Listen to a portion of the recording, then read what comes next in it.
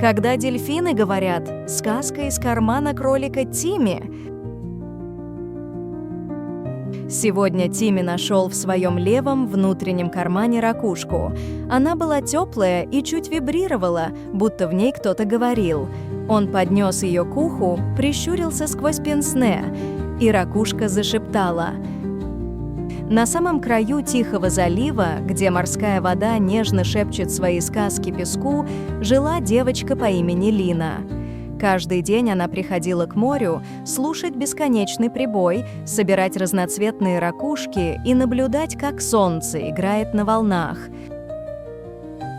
Однажды, когда небо было особенно голубым, а воздух наполнен соленым ароматом, Лина услышала странный прерывистый свист, словно кто-то звал ее из глубин.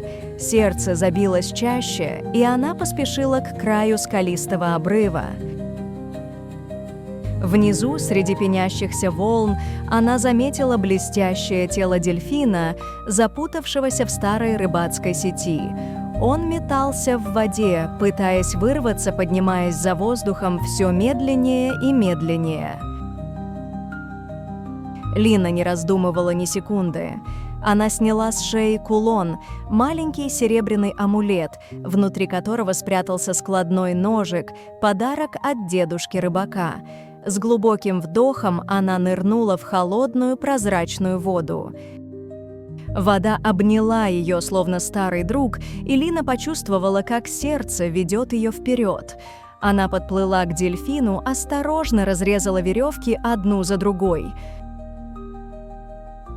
Наконец дельфин освободился, но вместо того, чтобы уплыть, он остался рядом, их глаза встретились под водой. Глаза у дельфина были глубокие, умные, полные благодарности. С того дня, когда солнце клонилось к закату и море окрашивалось в золотисто-розовые тона, дельфин, которого Лина назвала Лира, приплывал к берегу.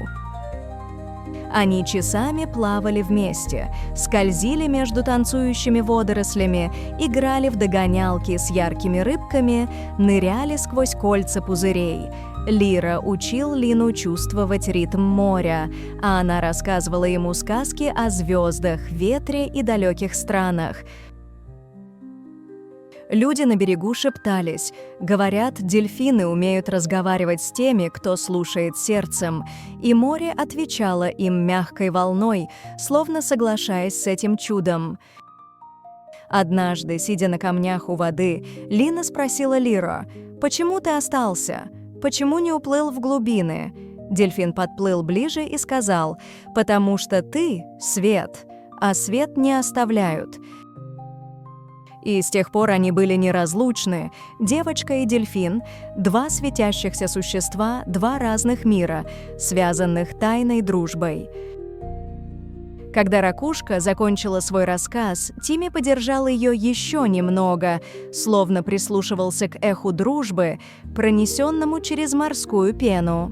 Потом аккуратно убрал ее обратно в карман, застегнул на пуговку и пошел дальше, оставляя за собой след из морского ветра и теплого света.